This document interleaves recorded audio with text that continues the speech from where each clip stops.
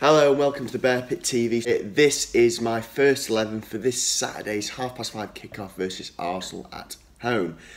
I'm going to go for a 4-3-3. I'm going to stick with the same formation that Hughes played at Everton. I thought it looked reasonably solid, if a little toothless up front.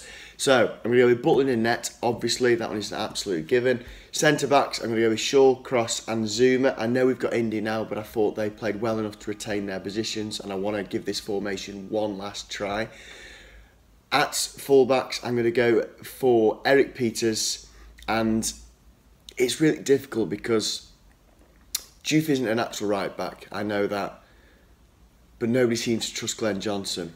So I am going to try Juve at right back. It's a little bit unconventional, but I thought he played quite well.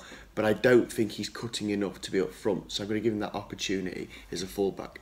Moving slightly further forward, I'm going to go for Joe Allen and Fletcher. I thought they looked very solid against Everton, especially Fletcher. He was my man of the match for Stoke. Moving further forward again, I'm going to go for Shaq in that number 10 role. I thought he looked quite creative, he got stuck in, and I think he more than justified having another go in that position, and of course he had our best chance of the game. On the left, I'm going to go with, apologies for the pronunciation, I'm still not there yet, but Chipu. If that's wrong, let me know in the comments. When he come on, he probably looked our most direct and efficient attacking threat. He seemed to kind of go for it with a bit more passion and energy.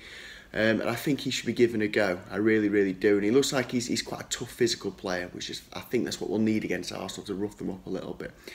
Centre forward, this will probably draw the most criticism from my first 11. It's going to be Berahino.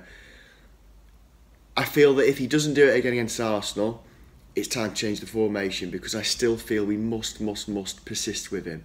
But this is probably drawing to a close the Berahino experiment in this 4-3-3 formation, because he is struggling as that lone striker. But nonetheless, I'm going to give him one more shot. Me anyway, not that it'll make any difference to Mark Hughes, but I think he deserves just one more shot in this 4-3-3 formation.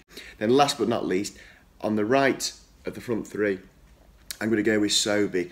Now I know Sobey traditionally is a left kind of winger as such, but I think he's quite a clever player that can cut in and track back well, so I think he will slot in okay on that wing. And with the attacking threat that will come down Arsenal's flanks, I think he will give a lot of support to the fullback and generally in midfield, because he's clever defensively.